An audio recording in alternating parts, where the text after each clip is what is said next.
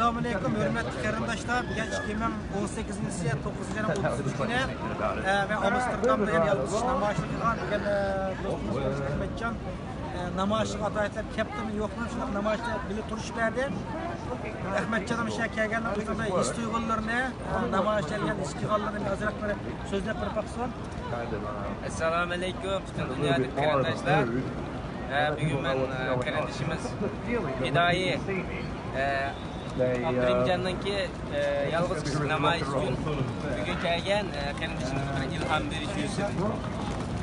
Bu yakilip bu namayışdan yaxşı bolatqanligini his qildim.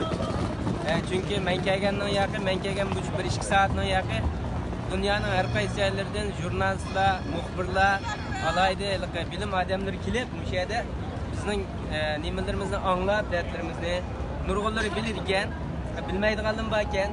Nurg'unlari mana bu qog'ozga imzo qo'yib, bizning ishimizni qo'llaydiganligini muxbirlar, jurnalistlar bundan keyin qarindishimiz Abdurahimjon bilan bevosita aloqa qilib, xabarlarni biz to'g'rilab programmalarni ishlaydiganligini so'zladi.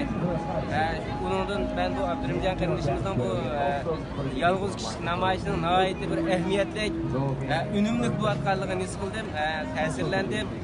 Qarindishimiz Abdurahimjondan Alloh razı olsun. Bu yerda issiqni issiq demay, so'g'oqni so'g'oq demay, bolalarni uyga tashlab qo'yib, shanba-yakshanbalik dam olish vaqtida dam olmay, uyda uxlamay, bu yerda millat uchun bir kishilik to'kisini qo'shyapti. Hammamiz qarindishimiz Abdurahimjondan uygunaylik, Abdurahimjonni qo'llaylik. Har jihatdan qo'llaylik, duoda qo'llaylik, moddiy, ma'naviy jihatdan qo'llaylik. Alloh rahmat qilsin Abdurahimjon.